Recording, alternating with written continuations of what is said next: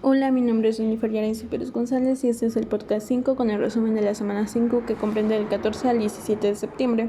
En la semana seguimos desarrollando el tema del sistema financiero. Hablamos sobre el libre comercio,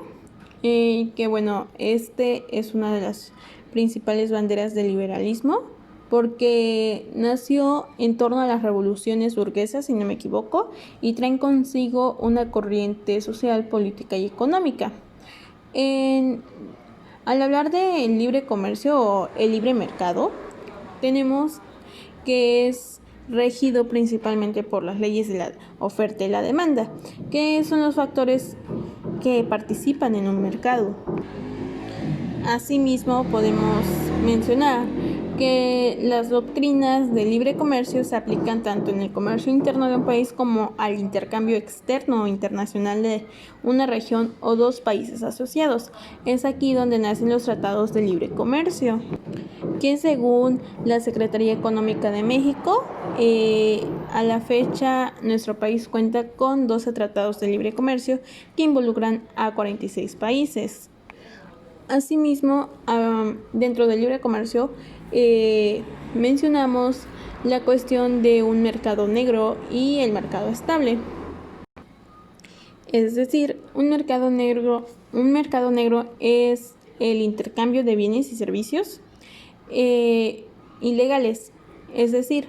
cuando hay la compra y venta de productos que no están legalizados o bien se están llevando a cabo operaciones, se podría decir que en la oscuridad, porque su objetivo es esconder las acciones o esa operación del gobierno. Realmente no se tiene con exactitud un tamaño de los mercados, porque se puede decir que los mercados negros varían según el tamaño del país, pero algunas estimaciones mencionan que los mercados negros constituyen más del 2% del Producto Interno Bruto mundial. Sin embargo, hay otros autores que aseguran que corresponde a un porcentaje más alto del PIB. Pero ¿en qué nos afecta a nosotros como contadores? Afecta a la economía, que de entrada ya nos afecta a nosotros como contadores porque nosotros vemos mucho cómo fluye la economía. Entonces, al haber estos mercados negros, pues nos está afectando al mercado formal, porque están llevando a cabo operaciones, transacciones, acciones de manera informal. Se trata de una economía informal, que si hablamos más a fondo, podemos mencionar que existen varios mercados, como por ejemplo de las drogas, el caso de las drogas, que nuestro país aún no legaliza la droga, por lo tanto aún sigue siendo un mercado clandestino, que creo que es además decir que existe, porque pues yo creo que ya todos sabemos de su existencia, pero también existen otros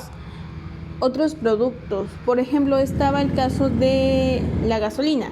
que se llevó a cabo medidas cuando entró el presidente actual contra el huachicoleo, y pues esas medidas tuvieron un impacto brutal en la economía del país, porque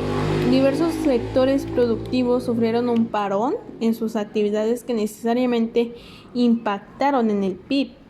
y pues por ende en la generación de empleos y en la inflación. Si lo vemos en un caso un poco más práctico o desde otro punto de vista, podemos decir que un mercado negro pues no necesariamente lleva un contador, entonces ahí estamos perdiendo como contadores. Esto también puede ser en algunos casos, porque estaba yo leyendo unos documentales donde hablan que precisamente los mercados negros también tienen sus contadores e incluso tienen más de uno por las fuertes cantidades que manejan, porque realmente eso ya es como una mafia. Regresamos al ejemplo de la droga, pues esto es una mafia que es inmensa. De ahí, otro punto creo importante de resaltar es la cuestión del ejemplo de las familias que antes tenían más hijos. Creo que existen varios causas y varias opiniones del por qué han cambiado las formas de crear las familias, porque por ejemplo si hablamos de hace muchos años, no sé, de la época de tal vez de mi abuelita en lo personal, en esa época ella tuvo 10 hijos, sus conocidas tuvieron 17 hijos y todo esto ha ido cambiando porque actualmente las nuevas generaciones están teniendo otras formas de ver la vida, por así llamarles. Eso también influye en cuestiones de que van cambiando las ideologías y sobre todo siento que también tiene mucho que ver la cuestión de la devaluación de la moneda, porque por ejemplo hace muchos años creo que era más fácil el hecho de tener terrenos a la actualidad. Por ejemplo, alguien que quiere ser ahorita la abuelita de los terrenos en un futuro, pues creo que va a ser un poco más complicado de como era anteriormente. Aunque también hay autores que hablan sobre esos temas. Y uno en especial que me llamó mucho la atención, realmente no recuerdo el nombre, pero es un autor que nos dice sobre que anteriormente las familias tenían muchos hijos por dos razones. Una era que muchos niños morían antes de llegar a grandes y otra era porque los padres se querían asegurar la vejez ya que no existía la jubilación. Esto nos quiere decir que los hijos formaban parte de un patrimonio de la familia, o sea, lo veían como un capital de trabajo, porque lo que querían era que trabajaran cuanto antes para así pues generar más ingresos, porque anteriormente no había tantas oportunidades de ir a la universidad o de tener una profesión como tal. Obviamente esto ha ido cambiando y es interesante cómo se le ponen ciertos términos a las personas. O sea, está de más decir que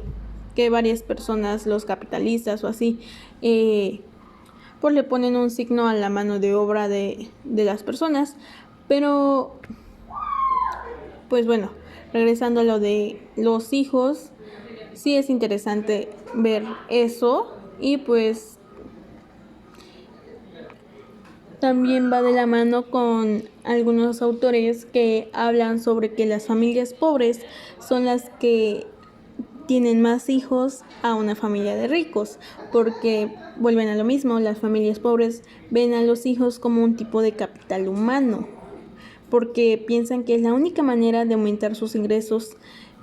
a través del trabajo de sus hijos. Entonces, mientras más hijos, más ingresos para la familia. Pero, pues creo que esto de la mano va con cuestión de la economía,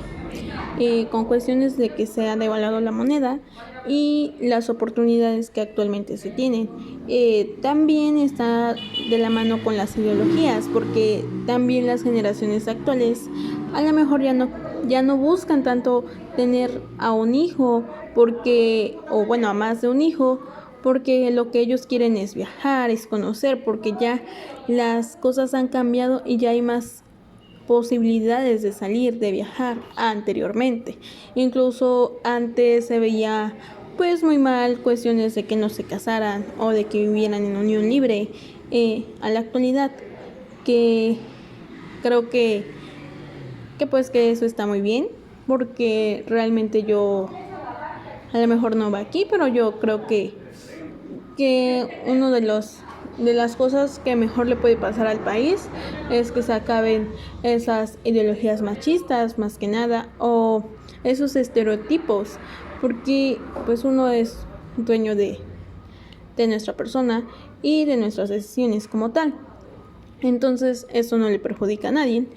pero pues también todo esto va de la mano con la economía.